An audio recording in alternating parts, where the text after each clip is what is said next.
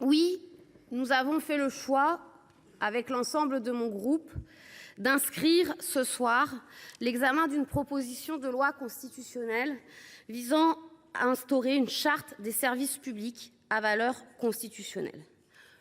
Contrairement à ce que j'ai pu entendre, il ne s'agit pas pour nous de faire un coup politique.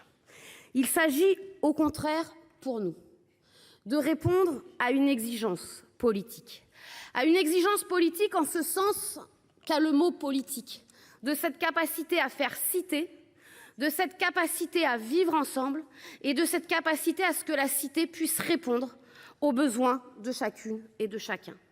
C'est une exigence politique parce que depuis de trop nombreuses années, parfois collectivement, et même si cela se fait différemment, nous faisons toutes et tous le constat, ici, dans l'hémicycle, j'oserais dire chaque week-end dans nos départements, un constat de dégradation de nombre de nos services publics, un constat de fermeture de nombre de nos services publics, un constat parfois aussi de privatisation de ceux-ci, d'une privatisation qui a parfois, mais j'y reviendrai, chanté des sirènes auprès des usagers devenus consommateurs clémentes et qui se sont révélées catastrophiques pour ces usagers devenus consommateurs. D'un constat également que nous partageons d'une France, chacun la qualifie comme il l'entend, pour les uns morcelée, pour les autres fracturée, pour les autres divisée, mais dans tous les cas, d'une France qui s'oppose de plus en plus, que ce soit dans nos territoires ultramarins, dans nos ruralités, dans les territoires périurbains, comme dans les quartiers populaires. Alors, oui, nous défendons et nous affirmons cette volonté de constitutionnaliser l'accès et le développement des services publics. Les services publics, ce sont ce bien commun de ceux qui n'ont rien. Les services publics, ce sont un bien commun partagé. Un bien commun où l'on ne paye pas selon son usage, mais un bien commun où la cité répartit pour donner à chacun les besoins dont il a besoin. Ce sont ces biens essentiels aussi nombreux, parfois relevant de missions régaliennes, parfois aujourd'hui avec la décentralisation de réalités locales. C'est la sécurité dont on parle beaucoup, souvent. C'est la santé dont on parle beaucoup, souvent. C'est l'école, mais c'est aussi le travail, conformément à notre Constitution, parce que dans notre société, dans notre République, nous devons accompagner chacune et chacun vers le travail. Ce sont les déplacements, et rappelons aujourd'hui qu'en région, 75% des usagers des transports express régionaux les utilisent pour un but, travailler ou se former. C'est bien évidemment le logement, et je n'oublierai pas l'ensemble de ces services publics du secteur de la culture, du secteur sportif. Parce que, en les énumérant ainsi, loin de faire une liste à la Prévert, et ma liste n'est pas exhaustive, c'est bien donner à voir la capacité de permettre à chacun d'être pleinement un citoyen au sein de la République. Et puis, il y a tous ceux à venir. Tous ceux que nous ne pourrons pas ce soir définir, mais tous ceux qui, dans 10 ou 20 ans, existeront. Tout comme il y a eu parfois ceux qui, hier, ont existé et que la société évoluant les ont fait se réduire. Il y a inévitablement ce rôle des collectivités locales à innover, à expérimenter, à mettre en œuvre et à voir se généraliser des services publics, et cela a été le cas dans les dernières décennies. Nous pourrions évoquer ici les crèches, nous pourrions évoquer ici les centres de loisirs, nous pourrions évoquer ici les colonies de vacances. De ces colonies de vacances voulues par un certain nombre d'élus pour permettre à tous les enfants, quelles que soient leurs conditions sociales, d'accéder à ce moment merveilleux qui est celui des vacances, mais aussi permettre à tous les enfants de sortir de leur environnement et d'un quotidien, parce que c'est en sortant de son environnement et de son quotidien que nous devenons les citoyens de demain. Et je veux rendre ici, bien évidemment, mes hommages finalement à ceux qui furent ces maires communistes, bien souvent, qui parfois avec force, avec volonté et avec difficulté, ont su, dans un certain nombre de ces services publics aujourd'hui largement généralisés dans toutes les collectivités locales, être à l'initiative de leur création. Alors, vous me diriez, et vous allez, je sais, le dire, pourquoi une charte ? Tout d'abord, je veux rassurer un certain nombre, puisque la question est venue en commission des lois.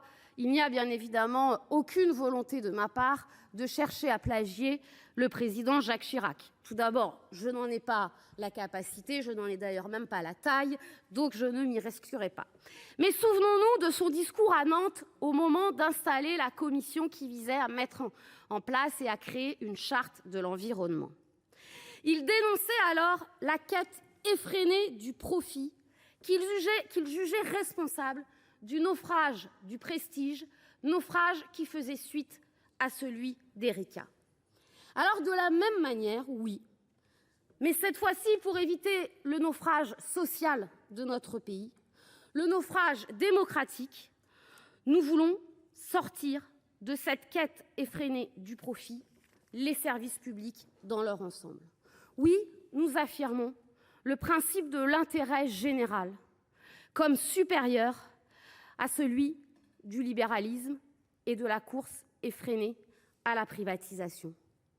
Oui, nous dénonçons la concurrence, cette fameuse concurrence libre et non faussée qui oppose les services, qui oppose d'ailleurs les travailleurs et les producteurs entre eux de notre pays.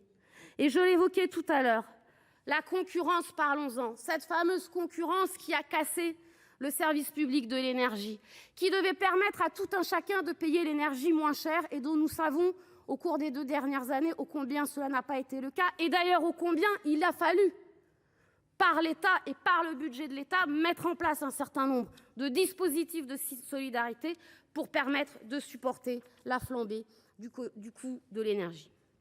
Je le disais, bien évidemment, éviter le naufrage social et démocratique parce que c'est aussi notre histoire commune, celle de la République française, celle qui veut qu'en développant les services publics, nous combattons l'individualisme, celle qui fait d'ailleurs que tant qu'il y a des services publics, nous canalisons aussi la colère, le refus, l'isolement, le repli sur soi de nombre de nos concitoyens.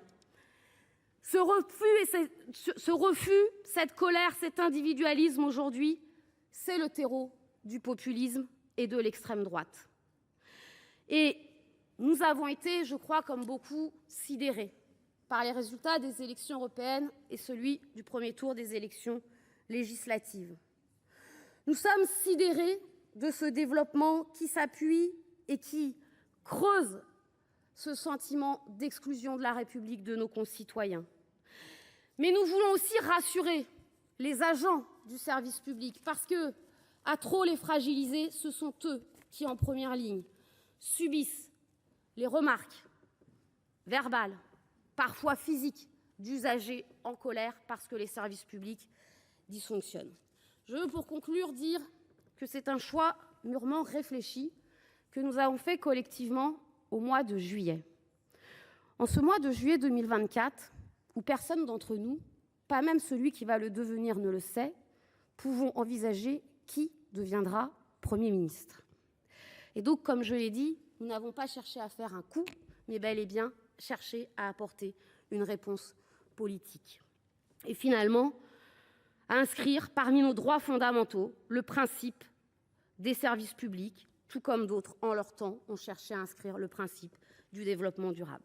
Nous avons fait ce choix-là parce qu'il n'était pas question pour nous de toucher au préambule de la Constitution de 1946, parce que nous savons que trop souvent, celles et ceux qui aujourd'hui cherchent à y toucher, c'est pour y rentrer plus de libéralisme plutôt que d'asseoir la République sociale qui est la nôtre. Nous n'avons pas cherché un énième article ou à faire ici ou là un peu de service public qui serait éparpillé pour se donner bonne conscience. Nous avons cherché à en faire un ensemble. Alors, je sais, cela implique des conséquences budgétaires, normatives, Mais nous ne pouvons pas toujours constater sur nos départements que rien ne va et ne pas en prendre les conséquences et en tirer les conséquences. J'entends et je vais accepter les critiques. Mais je veux le dire très sincèrement à chacune et à chacun, après 13 ans d'expérience parlementaire. J'ai ici connu beaucoup de textes, de propositions de loi qui ont été amendés parce que mal écrits par leurs auteurs initialement. J'ai même connu un certain nombre de textes à qui on a laissé un peu de fragilité pour laisser le temps du débat parlementaire l'améliorer. Donc loin de tout idéalisme, parce que je connais la fin, je vous invite tout de même, mes chers collègues, à voter ce texte, à voter un texte finalement de réconciliation, un texte qui doit permettre de faire société, un texte qui doit permettre de réconcilier le consentement à l'impôt de nos concitoyens, finalement un texte qui doit permettre que le mot égalité qui s'inscrit sur le fronton de toutes nos mairies s'incarne concrètement pour chacune et pour chacun des citoyens de la République française. Je vous remercie. Merci, madame.